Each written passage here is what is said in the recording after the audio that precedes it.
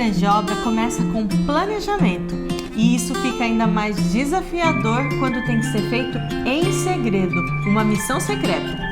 Prepare-se, pois hoje você vai conhecer como age uma pessoa sincera e sensata, que não tem medo de fazer o que Deus orienta. Eu sou o Matheus Diniz. E eu sou Neila Oliveira. E você está no canal LAMED, onde você estuda a Bíblia de um jeito diferenciado. E o nosso abraço dessa semana vai para a base Herdeiros da Promessa da cidade de Juazeiro, Bahia. E a base Teens Gera Mais Ação da cidade de Paraupebas, Pará. Base Unidos pela Fé em Cristo da cidade de Foz do Iguaçu, Paraná. Base Geração Luz da cidade de Itabuna, Bahia. Base Desmond Doss da cidade de Fraiburgo, Santa Catarina. Base Cruzeiro do Sul de Salvador, Bahia. Agora, se você ainda não é inscrito nesse canal, corre aqui nesse botão vermelho escrito inscrever-se e se inscreva no canal. Se você já é inscrito, não se esqueça de ativar o sininho para receber as notificações e deixe o seu comentário, curta, compartilhe. É sempre muito bom ter você com a gente. E agora, vamos para o vídeo.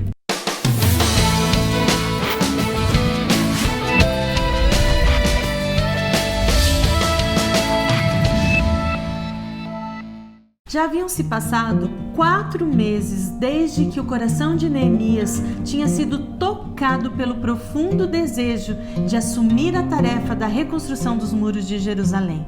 Nesse meio tempo, ele fez muitos planos. Ele possivelmente perdeu o sono em várias noites e a ansiedade deve ter tomado conta dele. Só de pensar, era uma obra muito grande. Será que ele daria conta? E ainda tinha mais um problema. Era a regra do palácio que ninguém poderia comparecer diante do rei com um semblante triste e abatido. E ainda Neemias tinha que disfarçar todo aquele sentimento que estava dentro dele.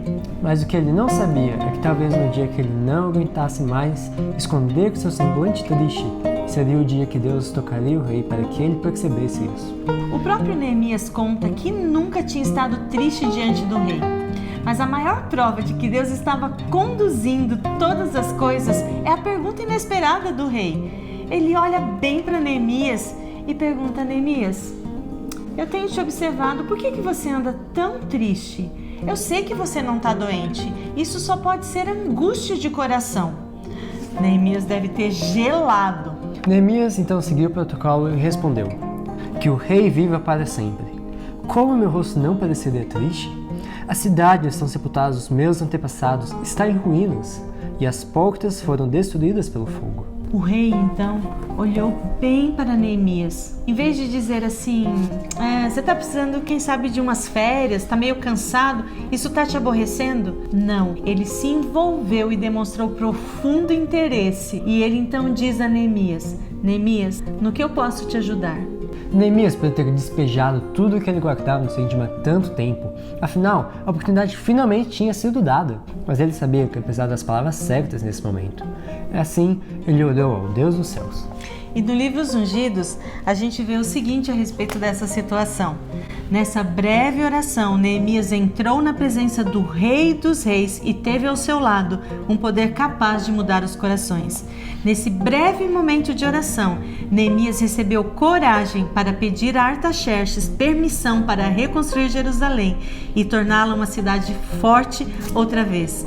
Os resultados de extrema importância para a nação judaica dependiam desse pedido.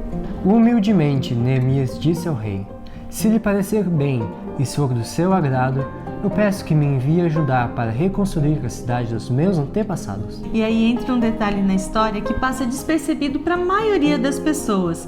Antes de o rei dizer qualquer coisa, o texto bíblico nos diz que a rainha estava sentada do lado do rei. Isso faz a gente pensar, será que essa sensibilidade de Artaxerxes teve um toquezinho feminino, uma ajudinha aí? O rei fez algumas perguntas simples para Neemias, e ele estava preparado, e ele apresentou todo o plano. Ele precisava de uma escolta militar, cartas para os governantes dos territórios por onde ele passaria e uma carta para o guarda florestal pedindo madeira para ajudar a reconstruir as portas e a casa onde ele moraria. E o rei concedeu tudo o que ele pediu. Mas não era porque tudo tinha dado certo até aquele momento que Neemias não enfrentaria problemas.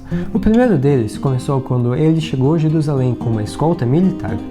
Alguns dos líderes dos povos vizinhos ficaram muito enciumados e, como Neemias mesmo diz, ficaram muito irados porque alguém veio promover o bem dos israelitas.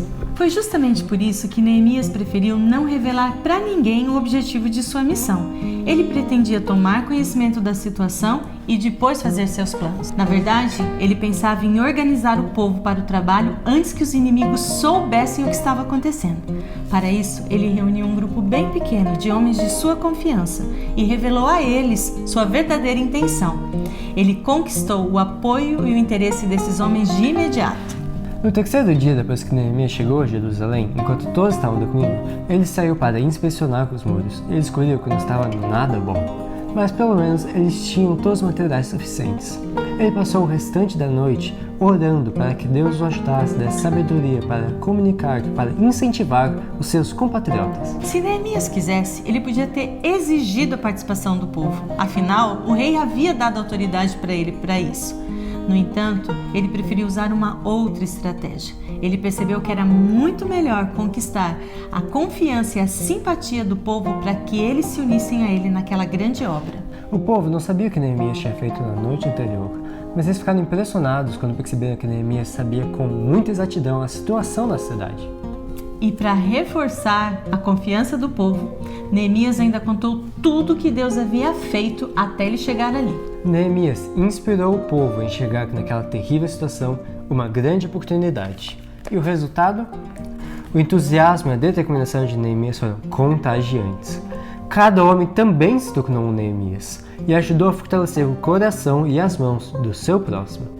E é bonito a gente ver que entre os primeiros a apoiar Neemias estavam os sacerdotes, ou seja, os líderes espirituais, que por sua posição de influência teriam um grande papel, fosse para fazer a obra avançar ou para que ela atrasasse. Como eles decidiram cooperar, o povo também se uniu a eles e isso trouxe sucesso ao trabalho. Todos animados, não tinham tempo a perder. Afinal de contas, a extensão do muro era de 5 km. Era muito trabalho. Os grupos então foram organizados de forma que cada família poderia construir ou reconstruir uma parte ali do muro. Se você tiver curiosidade para ver o registro disso, é só você ir lá em Neemias 3, que você vai ver o trecho e que família participou na reconstrução daquele pedaço do muro. Mas tem uma família em especial que a gente queria destacar. Salum, filho de Alois, e as filhas dele consertaram o trecho seguinte. Muito interessante porque a gente vê que todos se envolveram. Quando os inimigos perceberam que as obras estavam avançando, percebam esses 3 nomes: Sanbalat, Tobias e Gesem. Esses 3 ainda iam causar muita confusão para Neemias. Eles começaram a zombar dos israelitas, e Tobias até chegou a dizer que até mesmo uma raposa derrubaria aquele muro. Como isso não funcionou, eles então começaram a espalhar o boato de que Neemias estava fazendo tudo aquilo como traição ao rei da Pérsia, porque ele queria se tornar rei de Israel. E eles ainda acusaram, dizendo que todos aqueles que estavam apoiando Neemias seriam considerados traidores. Mas o povo continuava focado. Mas eles ainda passaram por muita coisa. Eles sofreram ameaças de morte, pessoas dentro do próprio povo tentaram desanimá-los. Mas isso só deixava Neemias e o povo ainda mais determinados a terminar a obra.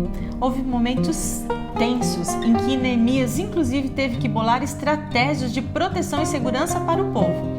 Mas eles avançaram assim mesmo. E ele nos diz que dessa maneira prosseguimos o trabalho com metade dos homens empunhando espadas desde o raiar da alvorada até o cair da tarde. Neemias e seus companheiros não fugiram das dificuldades ou do trabalho pesado. Nem de dia, nem de noite, nem mesmo nos curtos períodos de sono, eles tiravam suas vestes ou abandonavam suas armas. Apesar da oposição, do desânimo, da zombaria, tanto de inimigos como até mesmo de pessoas de dentro do povo, eles não desistiram, eles avançaram para fazer a obra que o Senhor havia deixado para eles.